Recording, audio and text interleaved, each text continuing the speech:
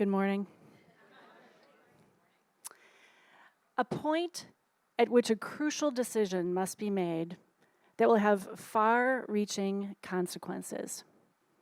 That's a definition of crossroads. 20. That's the number that I came up with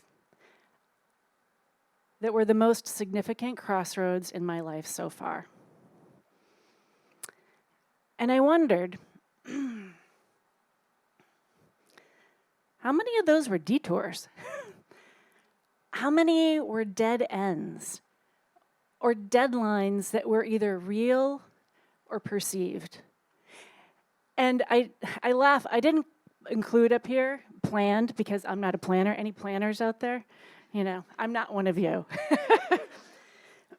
So I did the thing that was often really hard to do.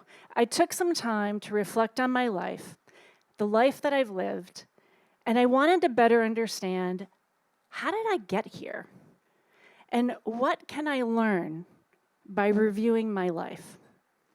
So, in hopes that I might inspire all of you, that's a big hope, to carve out time to identify significant crossroads in your life, I like to share a bit of mine. Do not panic. This is going to be high level here. And believing that you and I have met at some of the metaphorical intersections in this life so far. All right. So, in my 20s, the little black numbers are each how many significant crossroads that when I went back and reflected, that's how many there were in that decade. So, graduated from college. I almost said I went to college, I'm like, and graduated, but that's just one. Got married. I moved from Wisconsin to New Hampshire to start my first big job. I had a baby. It was a girl. Bought my first home and started my first business. In hindsight, these all felt like deadlines, you know, the shoulds. I'm in my 20s. In my 30s, I counted 5. That home I bought, contaminated with an underground gas leak. So we had a class action lawsuit. I got unmarried. Some people call it divorce. Sold that first house, shock. Closed my first business. Relationships came and went. I tell you, in my 30s, it smacked of end of the road. I wouldn't even call it a deadline. It's like, wow, what am I doing? So my 40s, I thought this was kind of interesting. There was 3. Started a new business. I'm a glutton for punishment, right? Bought a home. This one made sure that we were not downstream from a gas station. And my favorite daughter, my only child, she went to college. Man, I felt a bit, I was on cruise control. And then you get to my 50s, bumped it up to 6 again. Began a new relationship. Pretty sure he's the one. Might be sitting over there, you know. Sold a house so I could be with the one. My favorite daughter, she moved to London. And this sometimes happens. My mom died. And my dad's health significantly started to change. And why not? I began a new career. My 50s reminded me that time is ticking away. So, my 60s, you guys, I just started this decade. But all crossroads lead to where I am right now. There's plenty of crucial decisions that led to endings. But in hindsight, I don't look at those as dead ends or detours. But the ending that hit me the hardest is when my mom died. But it woke me up.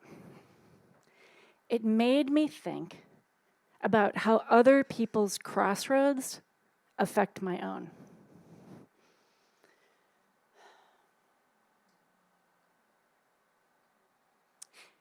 You know, in practice, I didn't get this emotional.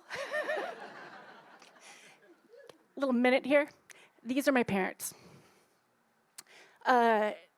This photo, these 3 photos were taken November 9th, 2016, 30 days after my mom was diagnosed with stage 4 ovarian cancer. I did it as a spur of the moment. I really wanted to capture this moment before things really started to change. And you can see my dad in the left photo there. My mom is trying really hard to say, it's gonna be okay, Chuck. And anyhow, we had some laughs, and I love these 3 photos because it marked that time. I also knew there were hard decisions ahead, and my mom was fast approaching her final crossroad. And over the next 9 months, wow, she did so with such grace, love, clarity, and unapologeticness for the decisions that she was going to make.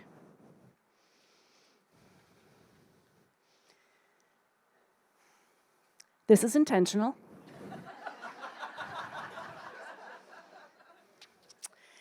I learned that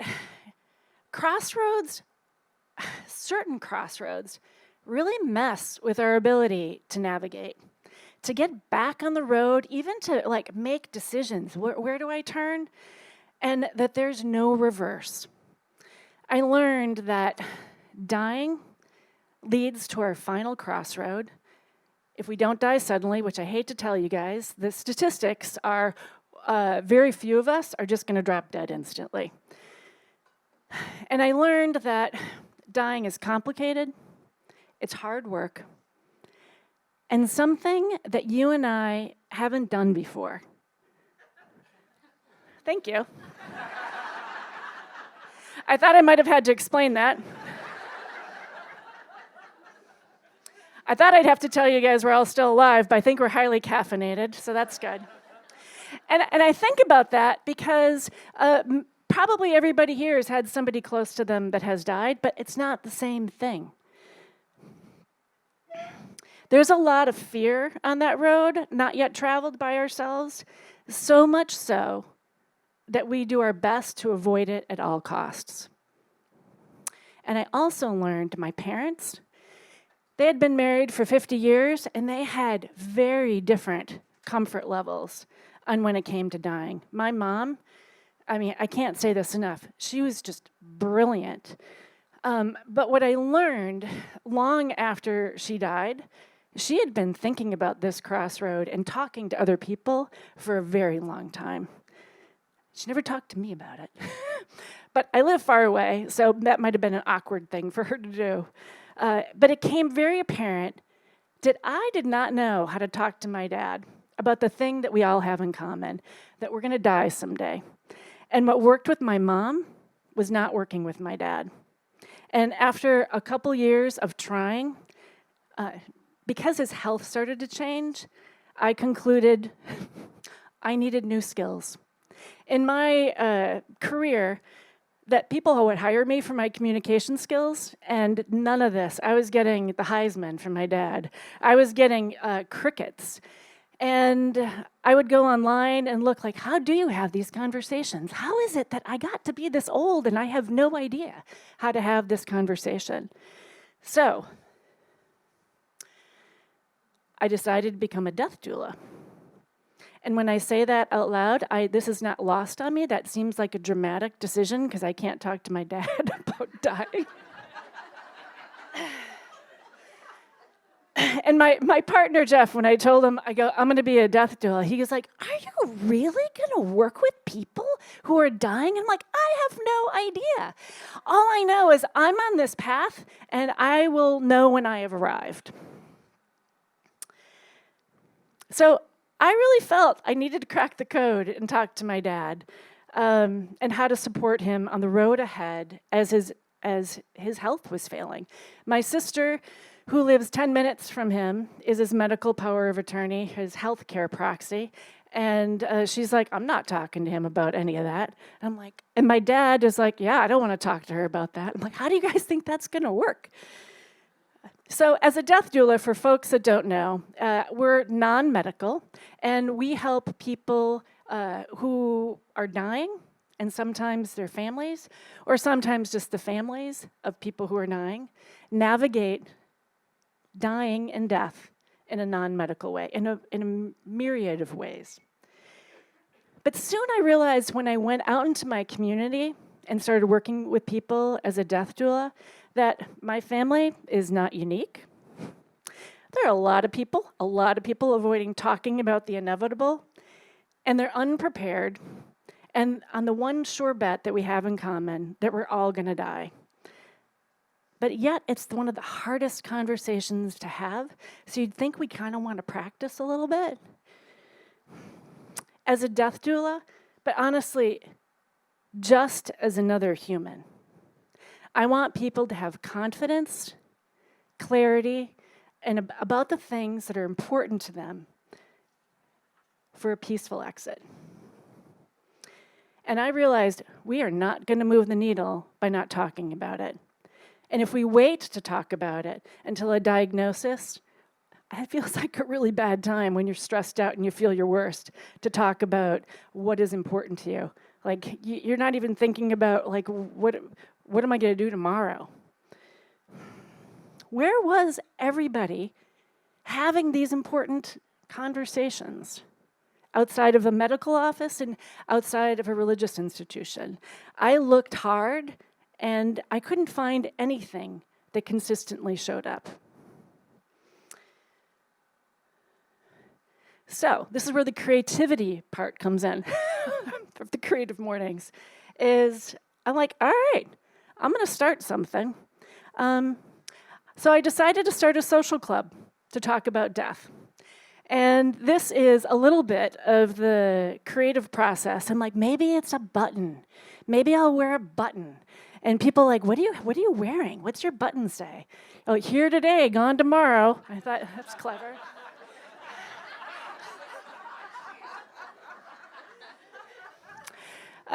We're members dialogue to support a positive death movement. Well, that felt like, all right, that's boring. And so then I'm like, okay, I want to make sure that it looks approachable. I didn't want it to look too Day of the Dead or too religious, and so I'm like, like a placard, like it's really going to be a place, a social club. So I love pre-dead, and I love a good Venn diagram, and you could tell I'm like, wow, what does that look like? And this is the final design, keeping the dialogue alive. And whenever I tell people, because I tell anybody, like, what do? I have a club called the Pre-Dead Social Club. Like, what is that? I'm like, well, you belong to it. Yeah. We're gonna keep the dialogue alive. You want to talk about that? I'm like, oh, cool. I would have to say the vast majority, and I'm not just saying this, people are leaning in. And people will say, oh, we need more places to have these conversations. So what I did is I sat down and I wrote a letter to 200 people. This was not an email. This was an actual letter that I wanted people to hold up through the Postal Service. And I stuck in one of our stickers. And I said, hey, Laura Cleminson here. I'm still an artist. I'm still doing the things that I'm doing. But I also became a death doula. And I explained to them why. Because I had a life event. And I was looking for other people who were interested, willing and able, just curious to talk about the thing that we all have in common. And I said, this was March of 2023, and I said, I'm going to hold these events until December. Every month, I'm going to be consistent. Please show up. This isn't for you. Pass it along to somebody else. And in that letter, I said, we're going to do this thing called Death Over Drinks. I got out my watercolors, which is not my medium, and some pens and ink, and I'm like, okay, I'm going to try to make something that looks kind of curious yet approachable, you know, funny. So it's a free community event where you don't have to drink, but we do invite you to talk about death. That first year, we greeted in person close to 150 people. And I was like, oh, okay, cool, yeah, we can clap a little bit. Yeah. And so, true to my word, first of all the companies I've ever started and anything that I've ever done, I've never written a letter to 200 people. Somebody's like, who are these people? I go, I knew most of them, kind of. They might be surprised to hear from me. They're like, who is this person? So I cast a big net. And this won't be a shocker to anybody, but not everybody wants to talk about end-of-life issues. So, this is where I got a bit more creative. Year 2, we still did Death Over Drinks every month, and we expanded and did it in multiple cities. And just to give you a little overview of who shows up, people show up in their 20s to their 90s. It's a multi-generational community conversation that's facilitated. We get out and we get in groups of 5 to 8 people, and we give everybody one topic, not unlike Creative Mornings, to talk about. So we lean in and we talk about that one thing and we learn from each other, because I believe everybody here has practical wisdom. You've got practical wisdom about death, dying, and end of life, but because we don't talk about it, we're out of practice. So we're practicing these conversations and teasing out philosophical perspectives and the what-ifs. So where we moved into is roundtable discussions. Okay, like here, you might want to just be in the audience. You might want to hear what people are talking about. And I had the distinct pleasure to work with Katinka DeRuiter, and we brainstormed, what does this look like when people are looking in opposite directions, not wanting to connect with each other, and your doctor wished he or she knew something about you, about end of life, and you wished your doctor had told you something. That's just one example. And it's like, so how do we bring our trusted professionals together, whoever that they are, and the general public to kind of tease apart these conversations? So we held our first roundtable last May at 3S Art Space, and 90 people showed up. Yeah. We were talking about hospice and palliative care, the conversations that people don't want to have, but people didn't know what that was all about. And like, these are benefits to help us have a peaceful exit. So I love the arts, and some people would rather write. So I partnered with an award-winning playwright and actress, and we put together a creative obituary writing workshop. If anybody can help get that character off the page to pop on an obituary, Leslie Pasternak could. And went even further. I saw a play up in Portland. A woman, Bess Weldon, also an award-winning playwright and actress, she put together a play called Death Wings, and it was about her way of processing the death of her dad. She made life-size wings, and each of the feathers represented a memory or a touchstone of her dad as he was dying. And so I emailed her, I said, oh, what are your hopes and dreams? I'm like, I can see doing something like this. People want to use their hands. And then beyond the bedside is a workshop, because in all the conversations that we're having, people are not afraid of death. I did not create a social club to talk about death.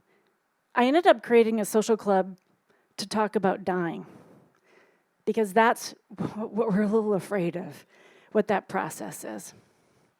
So, and part of that is this unknown, this crossroad into receiving care or providing care.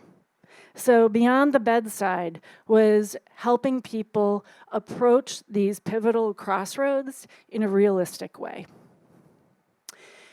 So to keep it social, because wow, that could be a little heavy, we are coming up also with lyrics, legacies, and liner notes, which will be a singer-songwriter performance, where singer-songwriters have the ability to get up on stage and share with you how they've processed a loss, where the rest of us are like, okay, I'm just got to go to work today. And so they're going to share some of their songs, and they're going to partner with some raffle winners and write songs unique to them to honor their people. So this is the bulk of the creativity. And the one thing that what I've learned so far about all of these is these conversations are not one and done. I've built a gym for death. You know we exist. You don't always go to the gym. I don't. But you know we're there, and the more you show up, the more limber you get, the more confident you get, and the stronger you get to have these small baby step conversations.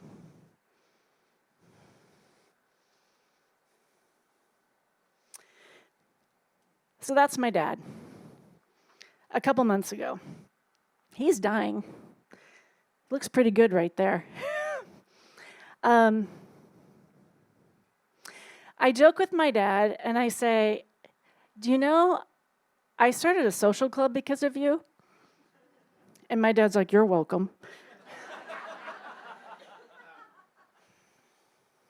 And I'm like, Dad, I don't think you get it. Actually, the more I say that, the more I'm so grateful for how different my parents were. My mom, so easy to talk about death, dying, and end of life. My dad, polar opposite. But I'm here to tell you that because we still have some crossroads ahead of us, and because we still have some runway together, that we're making progress. If anybody would have told me this would take years to get to the point where my dad now is sending me an article, here, I thought you'd like this article on hospice. So I used that to my advantage. I called up my dad. I'm like, oh, so I'm like, wow, my dad sent me an article on hospice. So I call him up, kind of nonchalant, hey, Dad, how's the weather in Wisconsin? And, hey, you sent me this article. He goes, yeah, I thought you'd like it because that's, the thing you're doing. And I go,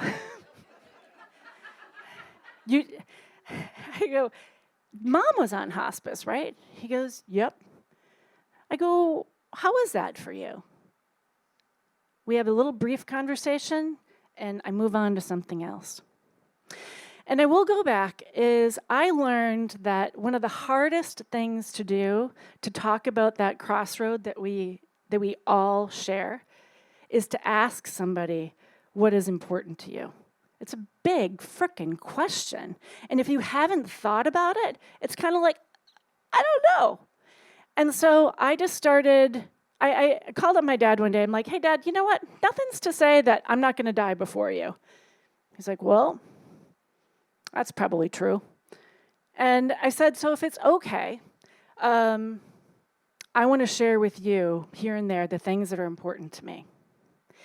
And so, if ever I can't speak for myself, you can call up Jeff and my daughter Regan, and you can say, you're doing all the right stuff. She's shared with you. It's like, I want you to rally around these people. Secretly, I was hoping that if I never cracked the code with my dad, the bare minimum is he might pull out of his back pocket, you know that time that you said such and such? I want that too. And that would have been okay for me.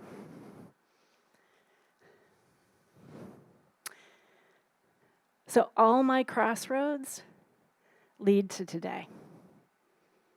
I tell you, that I don't have to like all my history. And it's messy. But it got me to this present time. And I have no idea how many more crossroads that I have. I know it looks like I might not have much, but I could loop back around, you know.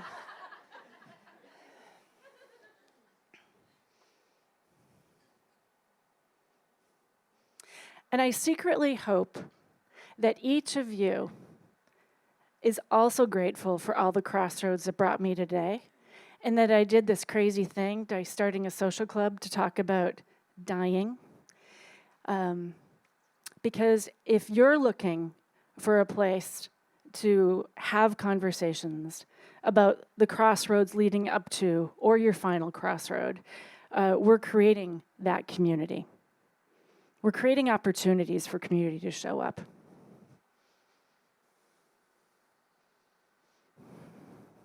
So here you guys are. None of us knows how much road that we have ahead.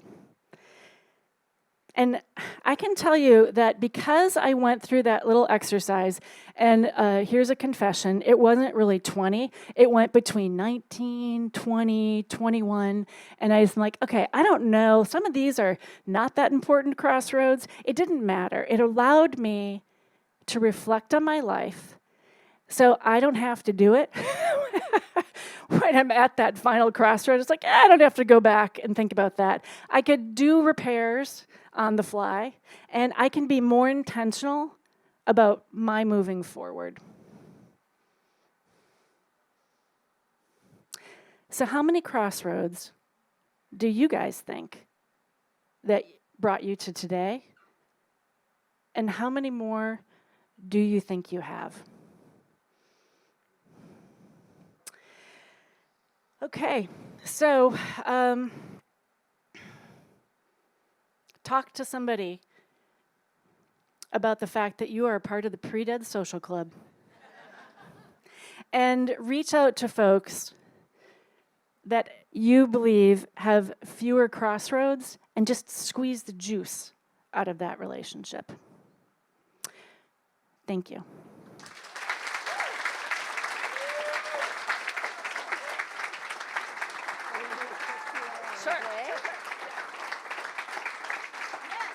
Check. Keep it going for Laura Cleminson, everybody.